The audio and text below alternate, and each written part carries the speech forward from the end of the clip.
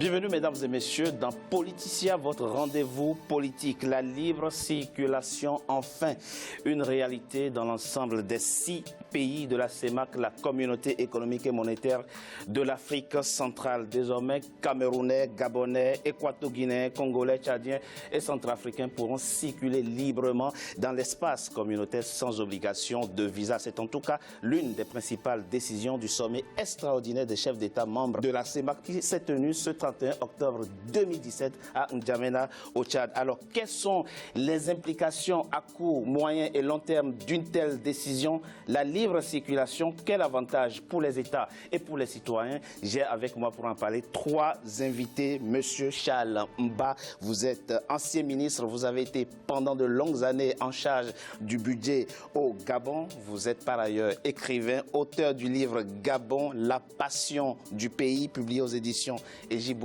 Merci, monsieur le ministre, d'avoir accepté notre invitation. Merci à vous. Monsieur Emmanuel Okamba, vous êtes économiste, vous êtes professeur d'université, vous enseignez les sciences de la gestion. Merci à vous également d'avoir accepté notre invitation pour parler donc de la CEMAC. Merci Richard. Et j'ai également avec moi monsieur Roméo Koïbe, vous êtes juriste d'origine tchadienne. Merci à vous d'avoir accepté notre invitation. Merci. Il a fallu plus de 15 ans de négociations pour que l'ensemble des 6 pays membres de la zone CEMAC entérinent l'accord de libre circulation des biens et des personnes. Mais quels en sont les enjeux véritables? Avant d'en parler avec vous, je vous propose de suivre ce sujet signé Viviane Bauken. L'ouverture totale des frontières de la communauté économique et monétaire d'Afrique centrale intervient alors que les chefs d'État de la communauté se sont concertés le 31 octobre 2017 au cours d'un sommet extraordinaire en N'Djamena. Cette décision, qui entre en vigueur en octobre 2017, a connu pendant plusieurs années la résistance de certains États, notamment la Guinée équatoriale et le Gabon, qui, selon les spécialistes, craignaient non seulement des conflits de leadership, mais également des risques d'être envahis par les citoyens des autres pays de la sous-région. La première explication peut être de nature politique. Il y a eu certaines rivalités entre les chefs de ces États-là. Et vous savez qu'en Afrique, quand tout cela s'entremêle, ça peut effectivement poser des problèmes en termes de leadership. La deuxième raison peut être économique, parce que partout où vous avez des disparités importantes entre pays, vous avez l'effet d'attraction qui est craint par les leaders du pays le plus riche à propos des pays les moins pauvres. Ils ont peur d'être envahis et de pouvoir ne plus contrôler un certain nombre de leurs propres ressources. Pour les experts, les délais de séjour réduits à 90 jours dans le cadre de cette libre circulation, ainsi que les difficultés financières de certains États liées à la baisse du prix du pétrole sur le marché international, sont des facteurs qui devraient permettre d'éviter des immigrations de masse. La crainte que les uns et les autres auraient pu avoir, c'était de voir un flux de population migrer vers les pays ayant une embellie sur le plan de la production pétrolière. Mais vous savez aujourd'hui que la production pétrolière, le pétrole lui-même, connaît une chute au niveau des cours sur le marché international. Et que de ce point de vue-là, ces pays-là ont d'importantes difficultés à essayer de joindre les deux bouts. Donc, de mon point de vue, l'ouverture des frontières permet tout simplement à ces États-là de s'intégrer davantage. Pour faciliter la libre circulation, les chefs d'État de la CEMAC ont adopté des mesures visant à renforcer l'intégration. Il s'agit notamment d'accompagner ce processus sur les plans de la sécurisation des frontières, de la consommation des produits locaux, de la production énergétique et des transports. Monsieur le ministre Mba, commençons cette partie par un chiffre qui est officiel. La population de votre pays, le Gabon, serait composée de 25 à 30% d'étrangers. Et les adeptes de la fermeture des frontières ont toujours fait valoir l'idée que votre pays, le Gabon, a atteint le seuil de tolérance en matière d'accueil d'étrangers et qu'il faille donc fermer les frontières, ce qui a expliqué, entre autres, donc, la résistance de votre pays par rapport à la libre circulation des biens et des personnes. Quelle est la pertinence de cet argument, monsieur le ministre? Elle n'est absolument pas pertinente du tout.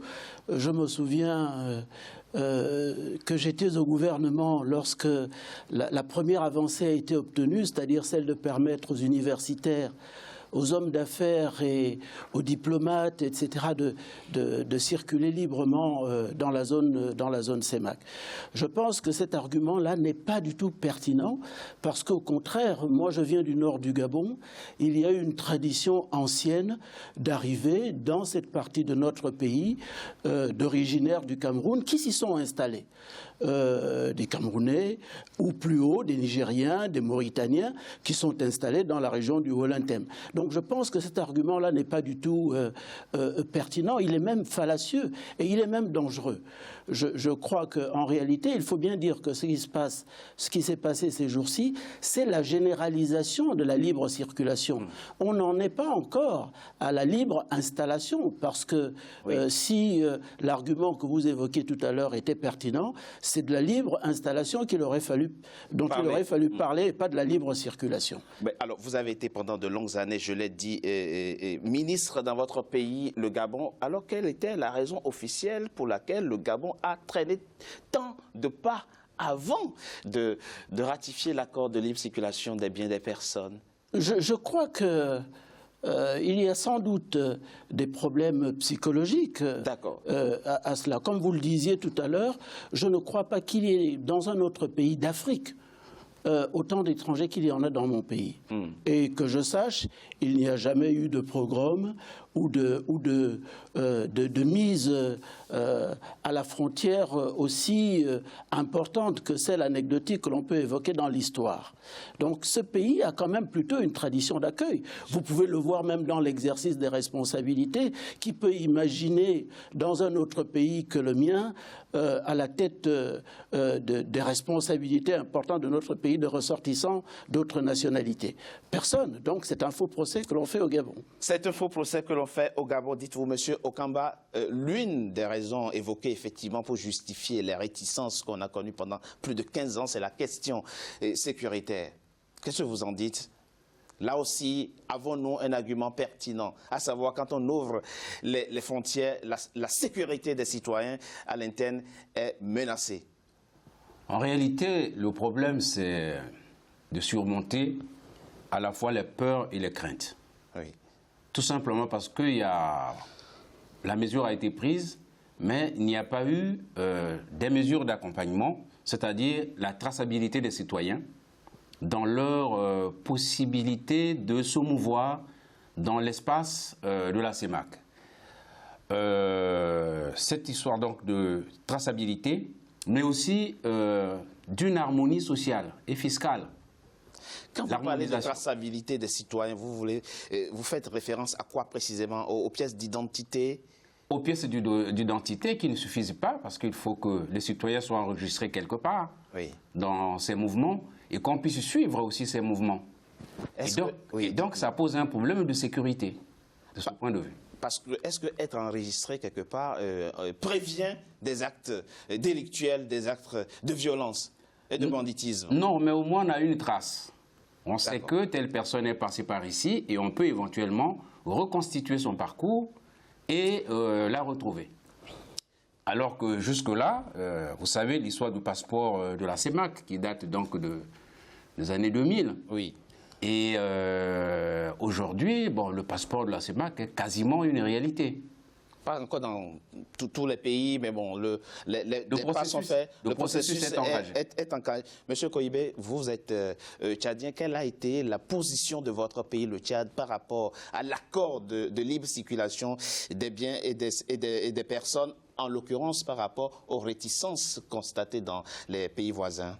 Voilà, je pense que c'est plutôt un sentiment de soulagement parce que, étant ici, je pense que je suis l'un des témoins oculaires de cette douloureuse expérience et de cette tergiversation. Parce que avant de continuer mes études ici en France, j'étais d'abord étudiant à l'Université catholique d'Afrique centrale.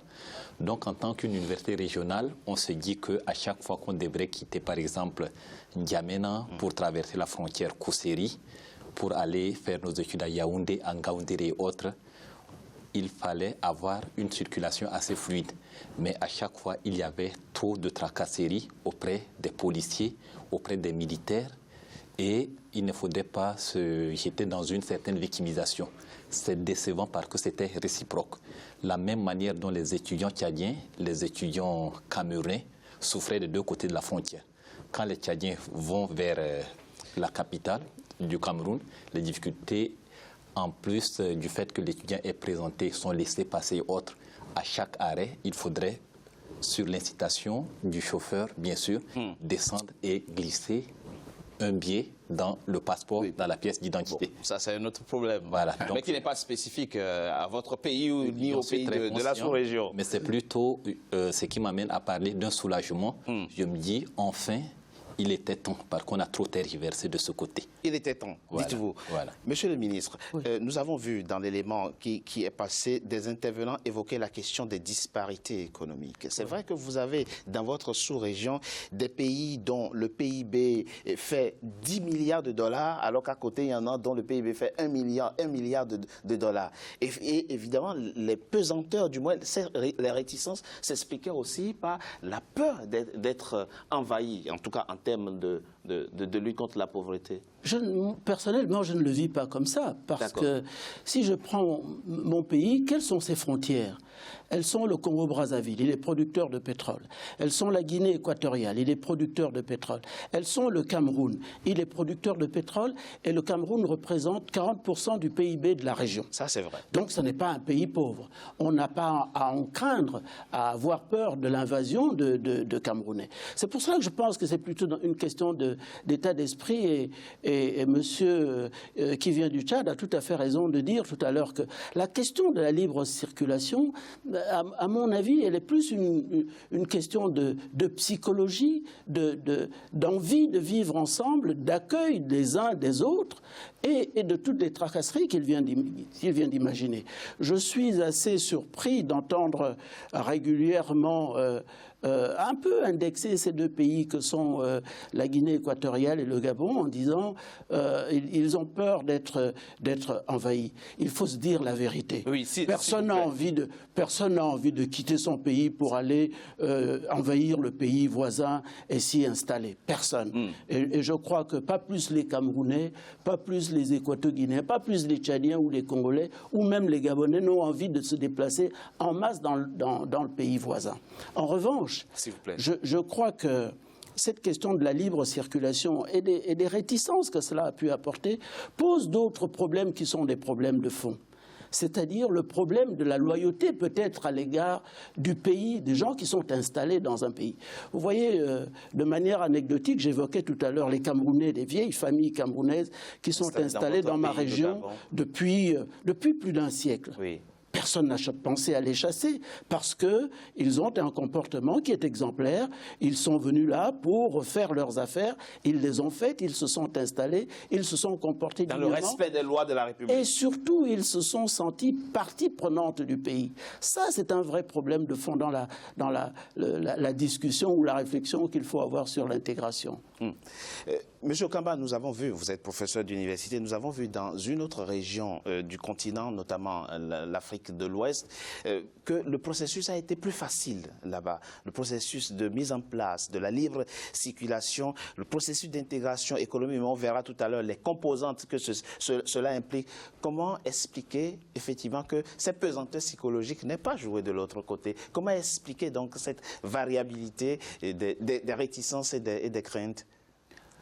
Oui, c'est l'ouverture à l'autre. Vous savez, s'ouvrir à l'autre pour mieux se connaître soi-même, c'est aussi un problème de fond, car ces réticences que l'on peut comprendre, parfois liées au problème de leadership entre ceux qui gouvernent, ceux qui nous gouvernent à la tête de ces États. Et je pense qu'au niveau de l'Afrique centrale, entre les peuples, il n'y a pas en tant que tel des réticences. Les réticences viennent plus des dirigeants, des responsables politiques, des leaders qui se disputent le leadership. C'est indéniable, parce qu'on le voit à travers les reportages qui sont faits, aussi bien lors des sessions de la CEMAC que lors des événements politiques que cette sous-région connaît. Donc il y a un véritable problème de leadership. Oui. Ce n'est pas le citoyen en tant que tel. Mais nous avons un ancien membre peur. de gouvernement avec nous ici. Effectivement, la raison a été évoquée. Le facteur du leadership a été évoqué dans le reportage qui est passé. Quelle peut être la conséquence de la mise en œuvre de cette politique en termes de perte de leadership ou de perte de souveraineté finalement? Moi, je ne l'en vois pas, mais je voulais revenir à la question que vous posez à M. Okemba tout à l'heure. En référence à la CEDEAO. Absolument. Je pense qu'il est nettement plus facile de se développer dans une zone sahélienne que dans une zone forestière. C'est le bon sens. Comment expliquez-vous cela? Mais parce que dans les zones sahéliennes, je pense qu'il est plus facile de partir de Bamako à arriver dans une autre... en parcourant la zone sahélienne qui n'est pas si hostile que la forêt. C'est très difficile de quitter Mongomo pour aller à Brazzaville en y allant à pied par la route ou par la piste. Donc c'est un phénomène naturel qui est que, effectivement, en plus du fait que la zone sahélienne est une zone plus commerçante, c'est vrai. Depuis de il y a plus de mobilité. Depuis de nombreuses décennies, il y a le fait que le contexte de la forêt ne favorise pas tant que ça les déplacements. Donc les populations qui vivent dans ces zones-là ont un regard particulier sur l'émigration ou l'immigration. Maintenant, vous me posez la question sur le leadership. Moi, je ne crois pas qu'aujourd'hui, la question peut continuer véritablement de se poser en ces termes-là. Mais ce sont des convictions personnelles. D'ailleurs, nous allons venir tout à l'heure sur la question de l'intégration régionale. Tout à fait. Vous avez dû observer que quand on parle de l'intégration en Afrique, on nous renvoie à Nkrumah. Oui. On nous renvoie à 60 ans. Ça veut dire que nous n'avons pas aujourd'hui de leader politique qui soit aussi caractéristique de l'idée de l'intégration que Nkrumah l'a été. Qui porte cette idée en fait de l'intégration? D'être ouvert à l'autre, d'être ouvert aux autres. Qui porte cela? Personne. Donc vrai. En fait, ça n'est peut-être qu'une bataille de leadership d'apparence et pas de réalité. Et pas de réalité. De toute façon, beaucoup se sont réjouis donc de cette décision comprise les chefs d'État de la sous-région. Ils disent même que c'est bien de transcender les frontières que nous a imposées la colonisation. Et de ce point de vue, et ce que les 6 États membres de la sous-région de l'Afrique centrale viennent de faire est à saluer. Mais quels sont les avantages précis de cette mesure qui vient d'être décidée à l'unanimité? On en parle dans la deuxième partie de notre émission après une courte pause. À tout de suite.